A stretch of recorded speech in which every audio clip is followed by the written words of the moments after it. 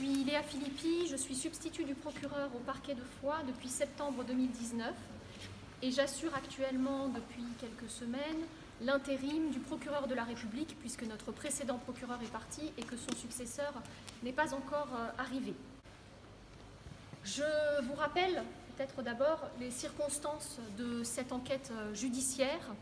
Cela fait suite donc à la découverte le samedi 20 novembre 2021 dans l'après-midi d'un homme grièvement blessé aux jambes, armé, et à côté duquel se trouvait la carcasse d'un ours. Cette découverte a entraîné l'ouverture par le parquet de Foix d'une enquête pour recherche des causes des blessures qui a pu mener à certaines investigations depuis samedi. D'abord, concernant la victime, l'homme blessé, il a été examiné par un médecin légiste qui a pu nous décrire la présence de morsures au niveau de la cuisse gauche et de morsures au niveau du tibia et du mollet de sa jambe droite. Ces blessures au niveau de la jambe droite ont notamment entraîné une fracture.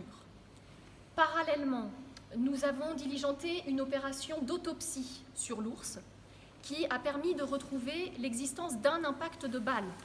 Cet impact a occasionné des blessures invasives, de perforation des deux poumons de l'ours et de perforation de la trachée, soit avec ces blessures une mort quasi immédiate de l'animal. L'Office français de la biodiversité a également réalisé des investigations sur le cadre dans lequel ce tir s'est inscrit et je peux vous confirmer aujourd'hui que nous sommes bien dans le cadre d'une action de chasse dite de battue.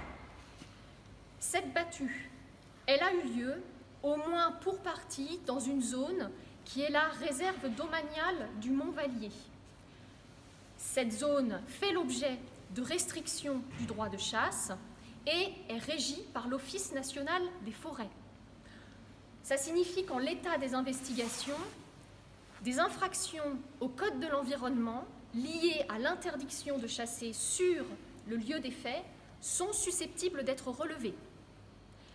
J'ai donc décidé pour le parquet de Foix d'ouvrir une information judiciaire contre personne non dénommée, contre X, pour les faits de destruction d'une espèce protégée et les faits de chasse dans une réserve de chasse et de faune sauvage et de chasse sur le terrain d'autrui sans consentement.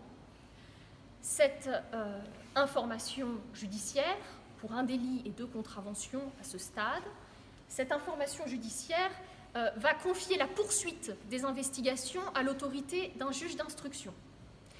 Et elle doit nous permettre de faire la lumière sur l'intégralité des événements, à savoir qu'il s'agisse de l'action de la personne blessée ou de l'action de chasse elle-même, au cours de laquelle a eu lieu ce tir létal. Je vous remercie pour votre attention. C'est le corps de mes déclarations et je puis répondre à quelques questions.